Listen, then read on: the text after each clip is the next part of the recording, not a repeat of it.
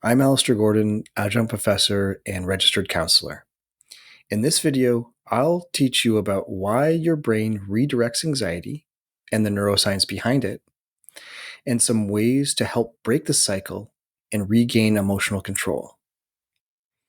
This video is for educational purposes only and not a replacement for therapy. If anxiety is affecting your life, it is recommended to work with a registered or licensed mental health professional. There can be several contributing factors for why your brain redirects what you're actually anxious about, such as having high stress, which can decrease your ability to think clearly and put things into perspective. Another common reason, and the topic of this video, is what is called redirected or displaced anxiety. This is when your brain shifts distress onto something more manageable because it non-consciously perceives that the real issue is too big, too overwhelming, or not manageable at the moment. This is a form of displacement and a psychological defense mechanism where an emotional response is redirected from its true source to another target that seems more controllable or safer. From a neuroscience perspective, this redirection is the brain's affect regulation strategy. By shifting fear or frustration onto something tangible, the brain creates an illusion of control or solvability, temporarily easing internal distress. However, the underlying anxiety remains, continuing to drive subconscious worry beneath the surface. So, why does your brain redirect anxiety? Your brain evolved to detect threats and keep you safe. But sometimes, if the real source of anxiety is non-consciously perceived as too big, too vague, or too painful to acknowledge, your brain automatically redirects that anxiety to something else, often something that seems more solvable. This process occurs outside of conscious awareness due to the dual information processing system in your brain. This is where the fast, non-conscious system processes information, what you're experiencing, in speeds at 50 milliseconds, assessing threats and the emotional significance of the threat. Now, the slower conscious system operates at 250 milliseconds, analyzing and rationalizing only about 7 bits of information at a time. Because the non-conscious system reacts first, it can instantly redirect anxiety before the conscious mind has time to process the real issue. Here's an example. Let's say that you feel powerless in a major life situation, like a toxic relationship, financial stress, or feeling stuck in life. Instead of confronting that deep uncertainty, your mind latches on to a more manageable or concrete worry, such as obsessing over your diet, hyper-focusing on a work project, or suddenly fearing an unlikely disaster. So why does this happen?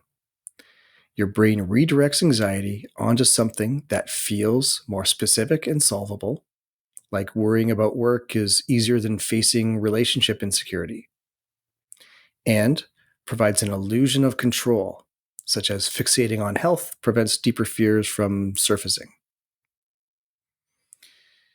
This process involves 3 key brain areas. The amygdala. The amygdala is responsible for detecting threats and triggering fear and anxiety responses, even when the actual danger is unclear. It reacts faster than conscious thought within milliseconds and erroneously or falsely flags certain situations as threats, even if they aren't truly dangerous. When the real source of distress feels overwhelming, ambiguous, or subconscious, the amygdala may direct fear toward a more concrete or socially acceptable worry. An example would be if deep-seated relationship anxiety feels too threatening to acknowledge, your amygdala might latch on to a work deadline or a minor health concern instead, because these feel safer, more solvable, and more manageable problems. The second brain area would be the limbic system. The limbic system, which includes the hippocampus, amygdala, and anterior cingulate cortex, assigns emotional meaning to experiences and reinforces patterns of distress.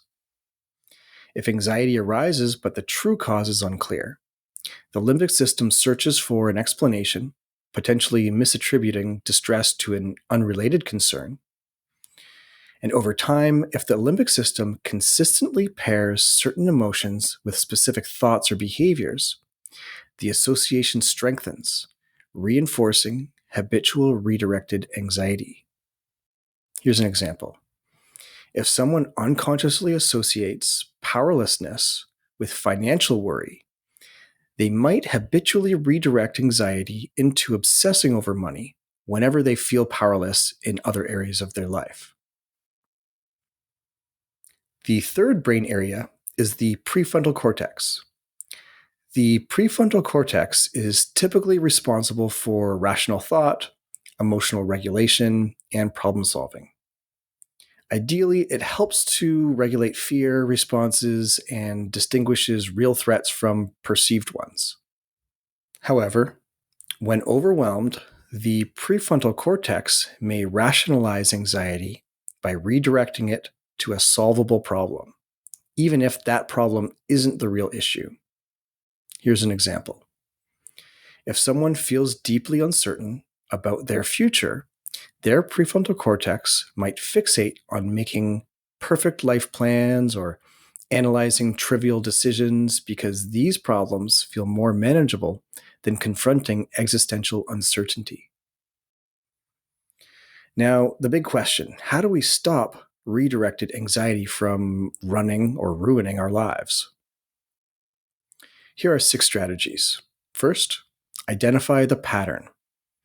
Ask yourself, what's happening in my life right now? When anxiety spikes, trace it back. For example, if you suddenly panic about a health symptom, check whether something else more significant in your life is making you feel uncertain or powerless. Number 2, engage in emotional awareness instead of getting caught up in the worry.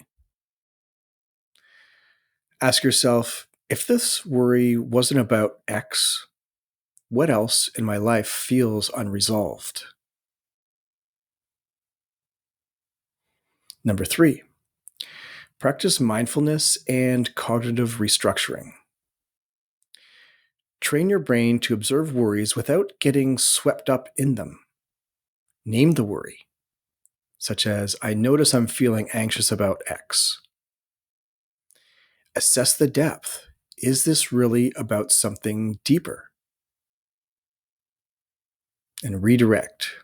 Shift your focus to what you can control about this deeper challenge, or get help from a mental health professional.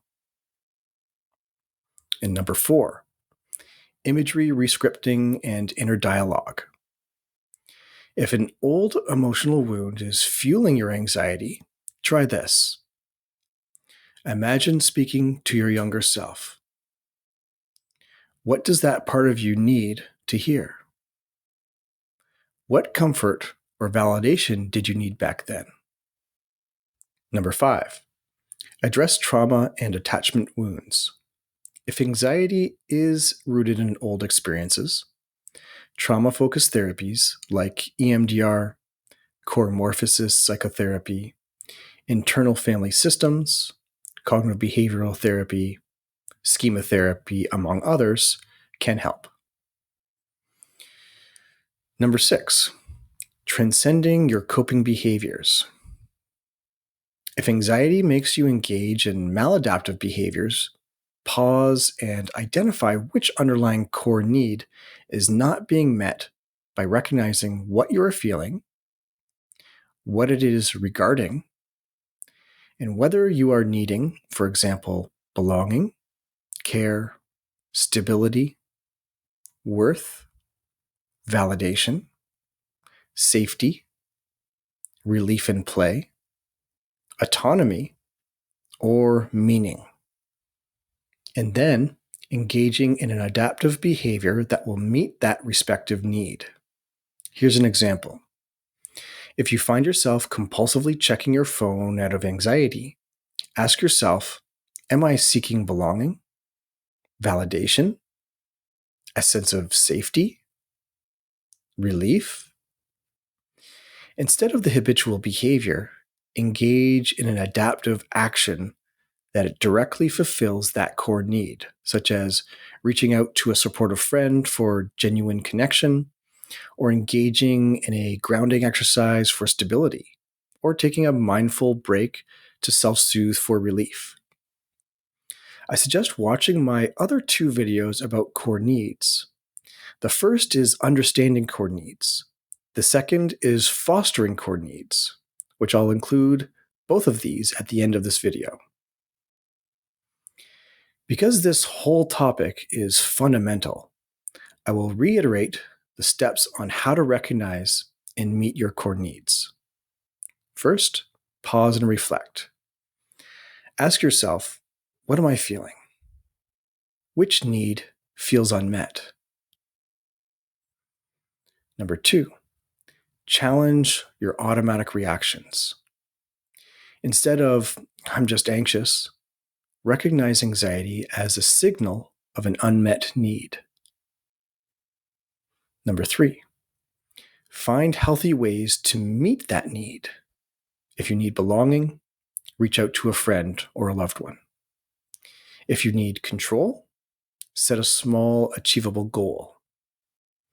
If you need approval, focus on self-validation rather than external approval. Redirected anxiety is your brain's way of coping with deeper distress, but by understanding it, you can regain control and move toward lasting peace. If this video resonated with you, here's what to do next. Feel free to like and subscribe if you found this helpful. It helps more people and makes the world a better place. Feel free to leave a question in the comments section if there's anything like a future topic you would like me to answer. And if you're looking to join my personal growth club on Patreon, feel free to check out the Patreon link in the description. I also offer limited spots for personal growth coaching worldwide. Coaching, though, is focused on the present and future and is not therapy. If you are looking for therapy and are in Canada or BC, or some select other provinces other than BC, go to our website in the description and you can book a free consult. Really good work in your efforts on your personal growth, and I look forward to connecting with you all in the next video. Take care.